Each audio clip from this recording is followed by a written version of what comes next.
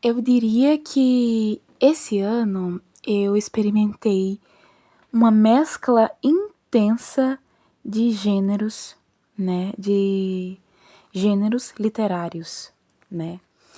E dentre esse grande bolo, né? Eu considero assim, eu fiz uma leitura que me deixou um tanto quanto emocionada, né? E uma coisa que eu tenho notado é que geralmente estão sendo os livros de menor tamanho, são os que estão me deixando mais impactada. Hoje, leitores, eu trago para vocês a resenha de A Devolvida, da autora Donatella de Pietrantonio. Mas antes de começar a contar essa história fascinante para vocês, eu peço que vocês se inscrevam no canal, quem não for inscrito. Peço que vocês compartilhem esse vídeo com seus amigos leitores, familiares, apresentar esse canal para quem ainda não começou o hábito de ler, mas que pretende ler em 2025. E cliquem em gostei e ativem o sininho, né, para receberem as notificações aqui do canal. E é isso, vamos lá para a resenha do livro. Gente, eu fiz a leitura desse livro mais precisamente em agosto desse ano. Foi uma leitura bastante inesperada. Eu não diria assim tão inesperada assim, porque já fazia muito tempo que eu estava com esse livro, né? Mas eu não tinha lido ainda. Eu tomei conhecimento desse livro ainda em 2020, se eu não me engano. E eu já tinha esse livro em mãos, porém eu só vim realmente ter a vontade de ler esse ano de 2024. E aí já fica aquela sensação de por que eu não li esse livro antes, sabe? A história, ela vai se passar em uma cidade da Itália, né? E vai contar a história de cara, nós vamos encontrar ali, a gente vai de encontro com uma menininha de 13 anos, né? Uma menina que está ali entrando na sua adolescência, né? E ela está muito confusa porque a pessoa que seria seu pai adotivo, né? Simplesmente a joga de volta de onde basicamente eles trouxeram ela, né? Então ela acaba tendo o impacto de saber que não era filha desse casal e é jogada de volta ao lar da família biológica dela. Isso sem saber o motivo e nada, ela não sabia de nada. Então, foi muito difícil para ela não conseguir entender. Outro ponto interessante também que deixou essa menina confusa, né, que eu trago aqui para vocês, é o seguinte. Essa menina, ela vivia num círculo social, né, num círculo social bastante elitizado, digamos assim. Ela vivia num ambiente de classe média alta, né? Ela tinha boas roupas, boa comida, uma biblioteca de livros, ela tinha uma escola, uma educação impecável, né? E de repente ela foi levada para um lar que não tinha nem o básico, né? Não tinha sequer o que comer direito. Diante dessa situação, né? Uma família que não tinha praticamente nada, ela era, se não me engano, não diria que era do meio, né? Acho que era uma família de 5 pessoas, né? E acho que ela era a terceira mais nova, digamos assim, ou a do meio, digamos, né? E ela não se sentia querida por praticamente nenhum membro daquela família, a não ser pela irmãzinha Adriana, de 11 anos de idade, sabe? Ela tinha um amor incrível por essa irmã e ela reconhece essa gratidão, né? Ela no final ali, já dando um spoiler do livro, aliás, não é nem no final, sabe? Mas no início mesmo do livro, porque ela já conta essa história adulta, né? Então ela conta como foi essa história da vida dela, a partir dos 13 anos em diante, né? E essa menina, ela passa a viver, ou basicamente sobreviver, né? Para garantir o pão de cada dia. Porque era uma família que mal tinham o que comer, eram pessoas que não tinham um cuidado, né? Higiênico muito grande, eram pessoas que viviam de qualquer modo, né?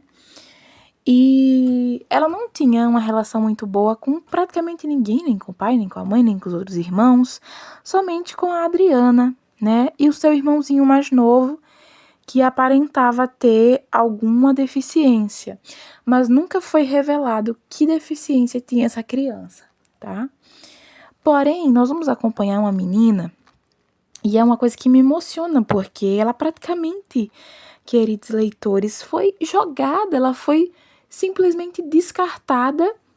Pasmem, foi descartada porque a senhora que adotou ela conseguiu ter um filho biológico. Então ela engravidou e simplesmente achou por bem mandar aquela criança que não era dela, ou a criança quase adolescente, para o lugar de onde ela veio. E ela não conseguia entender.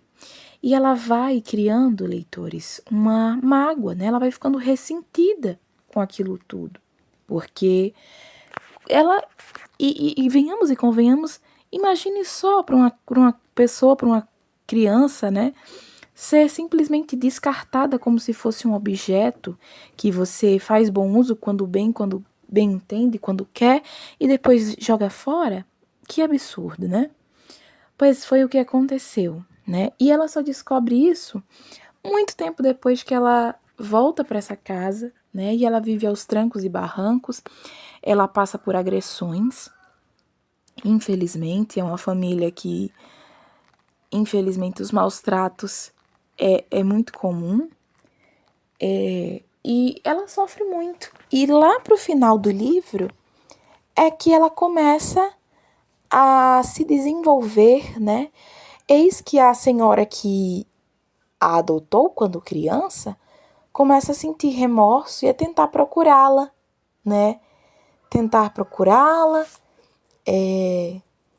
tentar reatar os laços, mas que ela não consegue, justamente por isso. Porque, gente, um ser humano, ele não é descartável. Um ser humano não se joga fora, um ser humano não se maltrata. Ou pelo menos não era para ser assim, né? Mas, leitores, esse livro, ele nos traz em pauta muitas reflexões, né? Do quanto nossa sociedade ela é desigual, né?